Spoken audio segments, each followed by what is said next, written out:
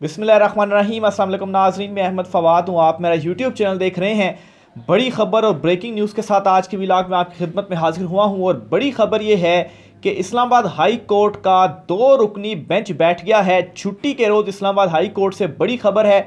तोशा खाना और cipher cases के मुकदमात में इमरान खान साहब की सज़ाएं मुअत्तल होने जा रही हैं। अहम तरीन और एक्सक्लूसिव डिटेल्स आपके साथ में शेयर करूंगा। जो लोग ये समझते थे कि इमरान खान साहब से मैंडेट लेने के बाद इमरान खान ख़त्म और खेल ख़त्म, उनके लिए ये पैगाम है कि खेल अभी ख़त्म नहीं हुआ, खेल का अभी आगाज़ हुआ है। इमरान खान साहब की रिहाई कब होगी, इस पर भी कुछ अहम तरीन जो तफसीलात हैं वो भी आज के व्लॉग में आपके साथ शेयर करूंगा। दूसरे नंबर पर नाजरीन, इलेक्शन कमीशन ऑफ पाकिस्तान में जो तौहीन इलेक्शन कमीशन का मामला था इमरान खान साहब के अगेंस्ट, इसमें भी इलेक्शन कमीशन को बड़ा झटका लगने जा रहा है। इस पर भी कुछ अहम तरीन तफसीलात हैं। पंजाब असम्बली इजलास और इलेक्शन कमीशन ऑफ पाकिस्तान का एक और जानिबदाराना इकदाम भी सामने आया है। इस पर भी कुछ अहम तरीन तफसीलात हैं, वो भी आज के व्लॉग में आपके सामने रखनी है। सबसे पहले तो नाज़रीन आपको जो बड़ी खबर है, ब्रेकिंग न्यूज़ है, वो देता चलूँ तो इस्लामाबाद हाई कोर्ट ने बिल आखिर जो कास्ट लिस्ट है वो जारी कर दी है। और इमरान खान साहब के केसेस, तोशा खाना और साइफर केस जिसमें उन्हें सज़ाएं हुई थी, ना सिर्फ इमरान खान बल्कि बुशरा बीबी और शाह महमूद कुरैशी जो हैं उन्हें भी सज़ाएं हुई थी। इन सज़ाओं के ख़िलाफ़ इमरान खान साहब, बुशरा बीबी और शाह महमूद कुरैशी ने इस्लामाबाद हाई कोर्ट से जो रुजू है वो किया था। दरख्वास्तें समाअत के लिए मुकर्रर नहीं हुई थी, लेकिन बिल आखिर आज हफ्ते के रोज़ कास्ट लिस्ट सामने आई है। और इस कास्ट लिस्ट के मुताबिक बेंच बन चुका है इमरान खान, शाह महमूद कुरैशी और बुशरा बीबी का इन दोनों मुकदमात में। और ये जो बेंच है, चीफ जस्टिस आमिर फारूक और जस्टिस मियां गुल हसन औरंगजेब, ये 2 रुकनी बेंच होगा जो कि इस केस की समाअत करेगा। इमरान खान साहब की सज़ाएं मुअत्तल करने और इमरान खान साहब को ज़मानत का जो मामला है वो भी यही बेंच ही जो केस है वो सुनेगा। अब नाजरीन एक चीज़ यहाँ पर आप मद्देनज़र रखें कि जब भी कोई बेंच बनता है, इस वक्त अदलिया की जो सूरत हाल है, जो पोजीशन है, जो हम केसेस कवर करते रहते हैं, तो बेंच बनने के साथ ही इस बात का अंदाज़ा हो जाता है कि इमरान के उस केस के अंदर क्या जो बड़ा फैसला है वो होने जा रहा है। जस्टिस मियां गुल हसन औरंगजेब वो जज हैं इस्लामाबाद हाई कोर्ट के, जहां पर इमरान खान साहब के ने कोई भी जो पिटीशन है वो दाखिल की है, तो आईन और कानून के तहत जो फैसले हैं वो आए हैं। और इमरान खान साहब और पाकिस्तान तहरीक इंसाफ को जो रिलीफ है वो मिला ही मिला है। अब यही जस्टिस आमिर फारूक साहब और चीफ जस्टिस जस्टिस मियां गुल हसन औरंगजेब और justice Aamir Farooq, chief justice Aamir Farooq जो हैं, यही 2 रुकनी बेंच है जो कि 26 तारीख यानी कि पीर के रोज़ इमरान खान साहब, बुशरा बीबी और शाह महमूद कुरैशी की इन मुकदमात में, इन दोनों मुकदमात को जो चैलेंज किया गया था, इनमें समाअत करेगा, केस सुनेगा। इन केसेस में चूंकि जान वैसे ही नहीं है, ये ऐसे केसेस थे कि जिसको प्रोसिक्यूट करना खुद प्रोसिक्यूटर के लिए मुश्किल बनता जा रहा था। फिर इसमें जो प्रोसेस को फॉलो नहीं किया गया, अडॉप्ट नहीं किया गया, जल्दी में जो सज़ाएं थी वो सुनाई गई। तब भी हम ये प्रिडिक्ट कर रहे थे कि जैसे ही केसेस चैलेंज होंगे इमरान खान साहब को रिलीफ मिलेगा ही मिलेगा। तो बहरहाल इस्लामाबाद हाई कोर्ट में ये मुकदमे लगना और इसके ऊपर ये बेंच बनाना, जो 2 रुकनी बेंच बनाया गया, जो नाम मैंने आपके सामने रखे हैं, ये खुद बता रहा है कि इमरान खान साहब को रिलीफ मिलने जा रहा है, सज़ाएं मुअत्तल होने जा रही हैं। अब इमरान खान साहब की चूँकि बहुत सारे मुकदमों में उनको सज़ाएं हुई थी, तो सज़ाएं मुअत्तल होती हैं, तो इसके बाद इमरान खान साहब को जो रिहाई है वो कब मिलेगी? तो रिहाई इमरान खान साहब की जो है, एक तो चूँकि 190 मिलियन पाउंड केस में भी उनकी गिरफ्तारी है, तो वो वाला केस भी जो है वो समाअत के लिए मुकर्रर हो चुका है। और इस्लामाबाद हाई कोर्ट का ही जो 2 रुकनी बेंच है 26 तारीख को वो समाअत करेगा। चीफ जस्टिस आमिर फारूक और जस्टिस तारिक महमूद जहांगीरी जो हैं, ये 2 रुकनी बेंच है जो कि 190 मिलियन पाउंड केस में इमरान खान साहब की जमानत बाद अस गिरफ्तारी के केस की समाअत करेगा। तो इस्लामाबाद हाई कोर्ट में अचानक से ये बड़ी जो खबर है वो सामने आई है और इमरान खान साहब के जो मुकदमे हैं वो समाअत के लिए फिक्स हो गए हैं। अगर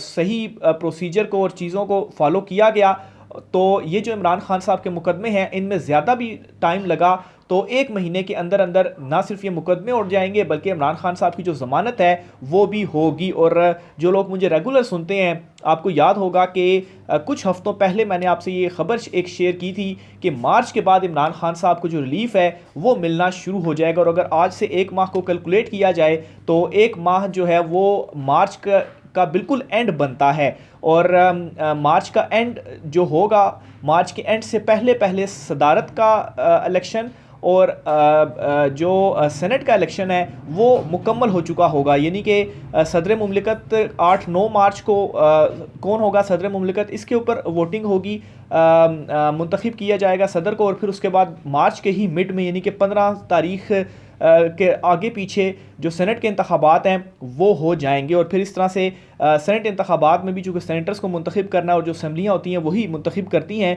तो इसके बाद से इमरान खान साहब को जो रिलीफ था वो मिलना शुरू हो जाना था। तो अभी ये जो केसेस, ज़ाहिर सी बात है आप केसेस लगाते हैं, फिर उसके बाद नोटिस होते हैं, जवाब दिया जाता है, तो बहरहाल एक 2 समातों के अंदर इमरान खान साहब की सज़ाएँ तो मुअत्तल हो जाएंगी और ज़मानत भी हो जाएगी उसके बाद, और फिर उसके बाद नेक्स्ट मरहला जो आएगा वो इन केसेस के कालादम होने का है। तो बहरहाल ये इस्लामाबाद हाई कोर्ट से एक बड़ी खबर थी जो कि आज छुट्टी के रोज़ सामने आ चुकी है। सिर्फ यही नहीं बल्कि लाहौर हाई कोर्ट में भी इमरान खान साहब का मुकदमा फिक्स हो गया है। तौहीन इलेक्शन कमीशन का जो मामला था, जिसमें जो कमीशन था वो अडयाला जेल जाकर समाते करता था, इनके ऊपर इस हवाले से उन पर क्रिटिसिज्म भी हुआ जी कि कमीशन और काम अपने छोड़ के तो अडयाला जेल जाकर समाते कर रहा है।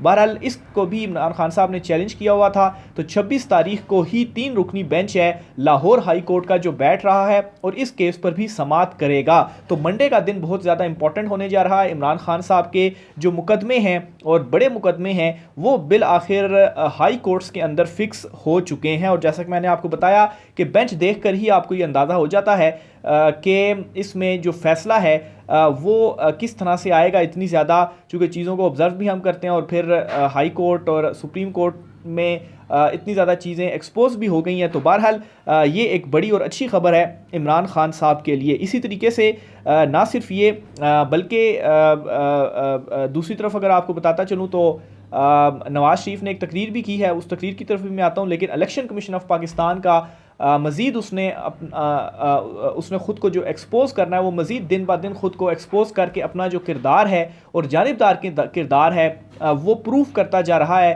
कि वो वाकई एक जमात के बुग़्ज़ का शिकार है। इलेक्शन कमीशन ऑफ पाकिस्तान की जानिब से जो मखसूस नशिस्तें हैं उनके नोटिफिकेशन जारी किए जा रहे हैं। नून लीग, पीपल्स पार्टी, MQM इनको मखसूस नशिस्तें दी जा रही हैं, लेकिन सिर्फ़ और सिर्फ पाकिस्तान तहरीक इंसाफ को मखसूस नशिस्तें नहीं दी जा रही। उनके नोटिफिकेशन भी जारी किए जा रहे हैं और उस वक्त में जारी किए जा रहे हैं कि जब एक तरफ पंजाब असम्बली का भी इजलास है और सिंध असम्बली का भी इजलास है, और इन इजलासों में दोनों असम्बलियों के जो हल्फ है वो उम्मीदवारों की जानिब से उठा लिया गया है। KP का अभी नहीं हुआ और KP में भी पाकिस्तान तहरीक इंसाफ को मखसूस नशिस्तें अभी तक अलाट नहीं की गई और इन दोनों में भी मखसूस नशिस्तें नहीं दी गई। और दूसरी जमातों को देने से क्या हुआ है कि उनके जो नंबर हैं वो ज़्यादा हो गए और पाकिस्तान तहरीक इंसाफ को चूँकि सीटें ही नहीं दी गई तो वो फिर नंबर गेम में ऑलरेडी पीछे हैं। तो बहरहाल एक और जो किरदार है वो इलेक्शन कमीशन का सामने आ गया कि एक तरफ इजलास चल रहा है और नंबर गेम और इन सीटों की वजह से ही जो वज़ीर आला है दोनों सूबा को वो मुंतखब होना है, तो पाकिस्तान तहरीक इंसाफ को सीटें ही नहीं दी जा रही तो वो कैसे अपने जो नंबर्स हैं वो पूरे करेंगे। बहरहाल पाकिस्तान तहरीक इंसाफ के बहुत सारे आज़ाद उम्मीदवार दूसरी जमातों में भी गए हैं। इससे पहले जो मुबैना धांधली हुई इंतखाबात में पाकिस्तान तहरीक इंसाफ के पास 2/3 अक्सरियत थी, 190 से ज़ायद कौमी असम्बली, 200 से ज़ायद पंजाब असम्बली में इनकी नशिस्तें थी। लेकिन मुबैना धांधली के बाद नताइज जो तब्दील हुए और कैसे मुस्लिम लीग नून को या पीपल्स पार्टी वगैरह को जो सीटें हैं वो उनके हक़ में फिर नताइज आना शुरू हुए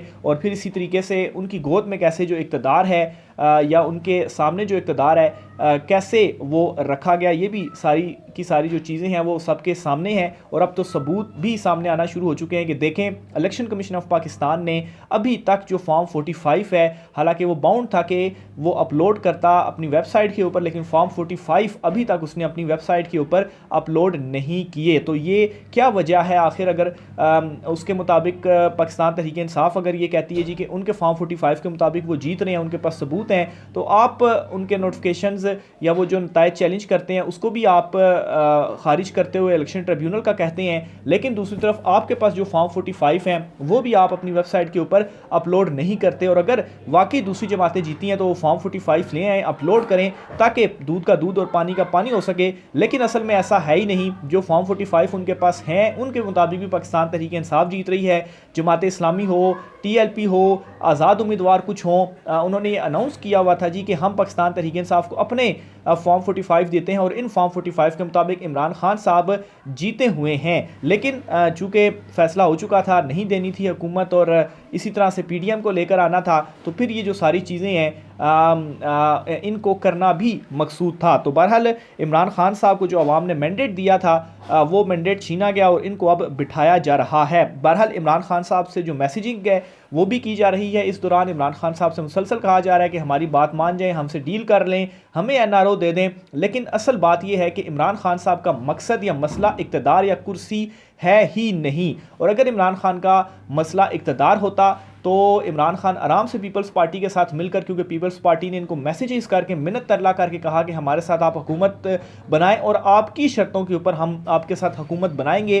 बैरून मुल्क जाने की इमरान खान साहब को कहा गया कि बैरून मुल्क चले जाएं, लेकिन इमरान खान साहब का ये मसला है ही नहीं। और अगर उन्हें इक़्तिदार या कुर्सी की लालच होती तो वो बैरून मुल्क चले जाते या मखलूत हुकूमत बना लेते, जेल में वो ना बैठे रहते। उनका जो मसला है वो सिर्फ़ और सिर्फ अवामी मैंडेट है। इस हवाले से वो साफ कह चुके हैं कि किसी सूरत में भी कोई जो डील है वो मैं नहीं करूंगा, जो मैंडेट अवाम ने मुझे दिया है। हाँ, एक चीज़ हो सकती है कि अवाम का मैंडेट अगर उनको वापस मिलता है तो फिर ये होगा कि फ़तह मक्का का जो मॉडल है उसके ऊपर वो इम्प्लीमेंट करेंगे और फिर उसके बाद फ़तह मक्का के मॉडल को लेकर वो आगे चलेंगे। तो बहरहाल ये यहाँ तक इमरान खान साहब ने कहा, लेकिन फिर चूँकि इस वक्त मामला फंस भी चुके हुए थे, इमरान खान साहब से भी इमरान खान वहाँ पर नहीं मान रहे थे और दूसरी तरफ इस वक्त जो चूचू का मुरब्बा था वो भी इस तरह से बन गया।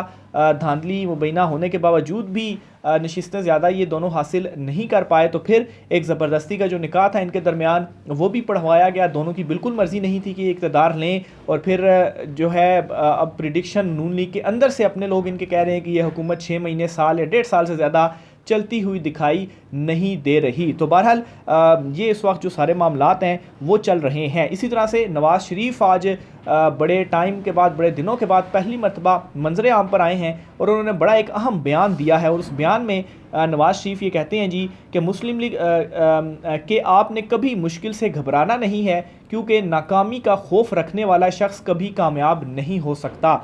तो ये कौन कह रहा है? ये नवाज़ शरीफ साहब हैं जो कि कह रहे हैं और ये कहते हैं कि जो बंदा नाकामी से डरता है वो कभी कामयाब नहीं हो सकता। तो बहरहाल इन इंतखाबात में आपने क्या किया? आपको अपनी नाकामी का डर था कि एक ऐसी खातून जो कि जेल में बैठी हुई है, 70 साल खातून है, कैंसर की वो पेशेंट थी, कोई कंपेन उसको नहीं करने दी गई और मुस्लिम लीग नून का सबसे बड़ा लीडर नवाज़ शरीफ और 3 मरतबा साबिक वज़ीर-ए-आज़म रहने वाला लीडर, 3 मरतबा हुकूमतें बनाने वाला इनका लीडर, चौथी फिर शहबाज शरीफ ने बनाई थी, वो उस खातून से हार जाता है जिस खातून को कंपेन तक करने की जो इजाज़त है वो नहीं दी जाती। और नवाज़ शरीफ साहब यहाँ पर कह रहे हैं कि हौसला रखना है, नाकामी अगर आपके नाकामी का खौफ है अगर, तो फिर आप कामयाब नहीं हो सकते। तो बहरहाल नवाज़ शरीफ साहब के मुंह से ये बातें शायद अच्छी नहीं लगती। जो कुछ इन्होंने इंतखाबात में किया, नाकाम हो चुके थे। इनकी पार्टी के अंदर से ही खैर आवाज़ें उठी कि नवाज़ शरीफ को अब यह हुकूमत ना बनाएं, अपनी नाकामी को एक्सेप्ट कर लें। इवन के जो जर्नलिस्ट हैं कुछ, सुहेल वड़ाइच, जावेद चौधरी, उनके साथ जो मामलात हैं, इख्तलाफात वगैरह हैं वो अपनी जगह पर, लेकिन उनकी जानिब से भी ये जो बात है वो सामने आ गई कि नवाज़ शरीफ को, नून लीग को अपनी जो हार है वो तस्लीम कर लेनी चाहिए। और जब कभी भी ये हलके खुले जिनमें नवाज़ शरीफ का, मरियम नवाज़ का, हमज़ा शहबाज का, शहबाज शरीफ का, तो इन हलकों में जब भी साफ़ और शफाफ इसका ऑडिट हुआ और सही नताइज मुरतब किए गए तो पाकिस्तान तहरीक इंसाफ के जो उम्मीदवार हैं वो ये हलके जीते हुए हैं। तो इसलिए नवाज़ शरीफ को अपनी शिकस्त तस्लीम कर लेनी चाहिए, क्योंकि अभी आर्जी तौर पर तो इन्होंने जो अपने ख़ानदान को मुसल्लत करवाया हुआ है, मरियम नवाज़ को वज़ीर-ए-आला बनवाने जा रहे हैं, तो ये आर्जी तौर पर तो मामला चल सकते हैं साल 1.5 साल तक। इसके बाद नून लीग की जो बच्ची कुची साख्त है वो भी तबाह हो जाएगी। यानी कि बच्ची कुची किया जो 15-16 नशिस्तें इनको हासिल हुई हैं। लेकिन इस वक्त इनका चूँकि अपना जो है वो करप्शन को, चीज़ों को छुपाना है। इमरान खान साहब को अगर ले आते हैं तो फिर इमरान खान साहब ने तो मेरिट के ऊपर जो केसेस हैं वो अदालतों ने खैर चलाने हैं, लेकिन नवाज़ शरीफ और इनके जो मसाइल हैं